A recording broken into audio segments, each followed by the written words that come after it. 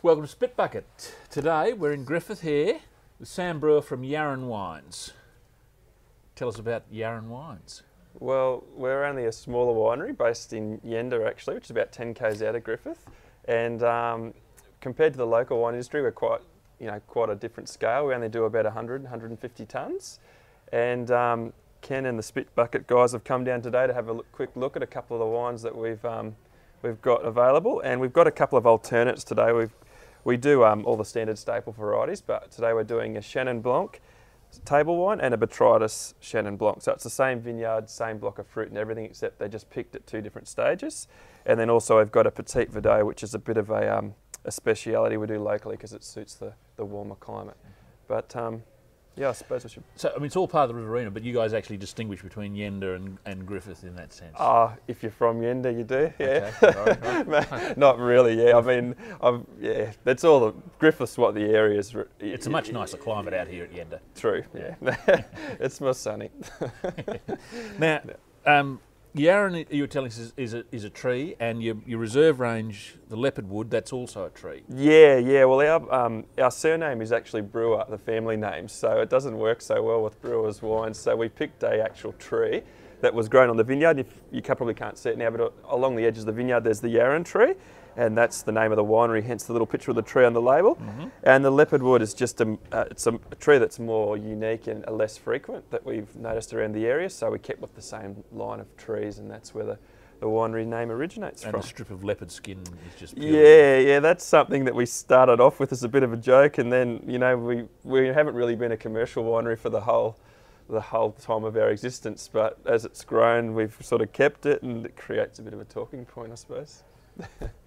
Okay, should we have a have a crack at the? Yep. Well, first is the 2010 Chenin Blanc.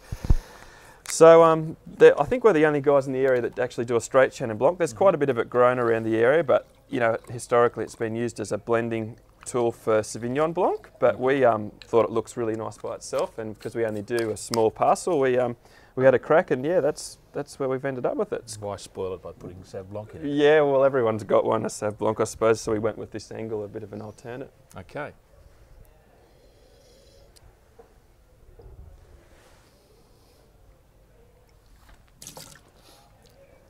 So you'd take them out of the fridge to cool them down here, wouldn't you? Yeah, I have actually got them out of the fridge. It's quite cool here this morning. I think we had one of our biggest frosts this year, so that wine's really, really chilled. But it's quite minerally, I think. It is.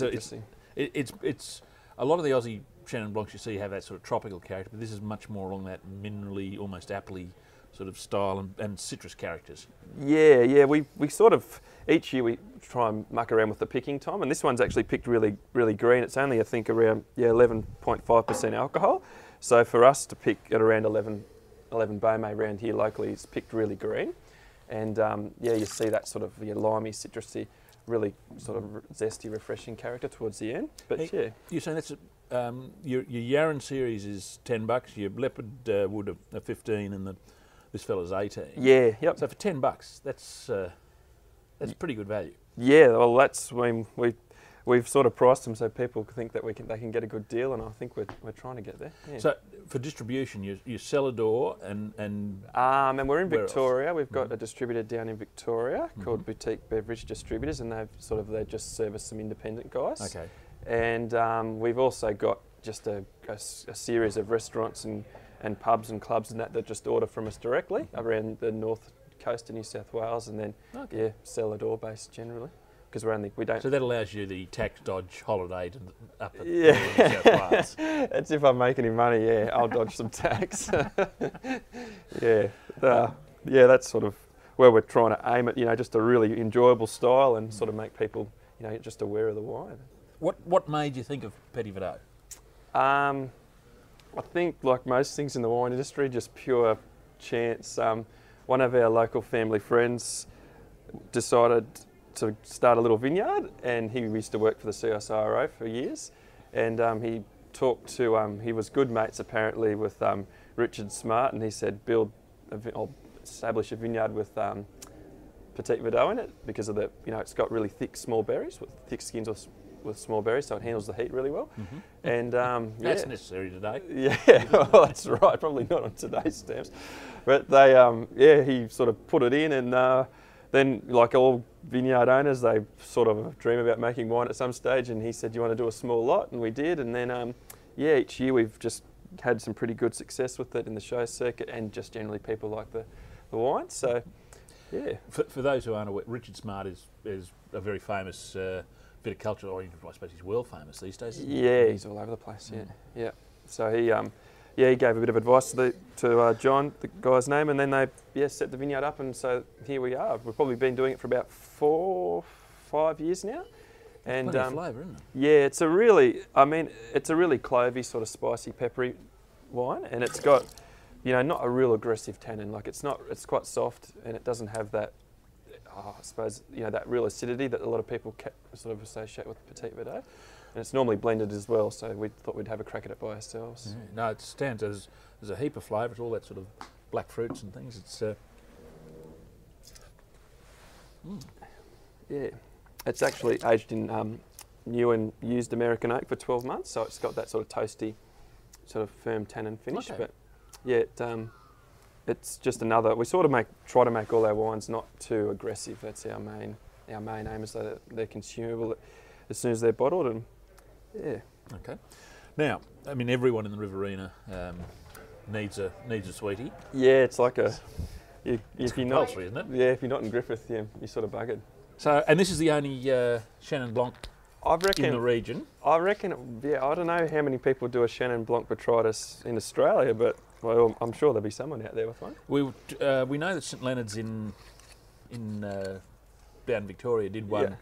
30 years ago, which was a great success, but they never really followed it up. Yep.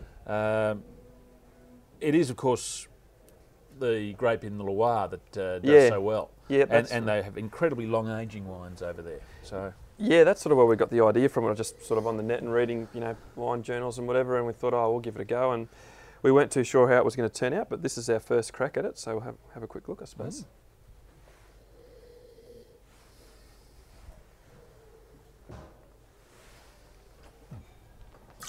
You'd be pretty happy with that, wouldn't you? Yeah, it's come up really well. It's got, there's a guy that owns a French restaurant in Leeton, and he has it on his list over there. Yeah, Eric. We had lunch there yesterday. Yeah, really nice guy.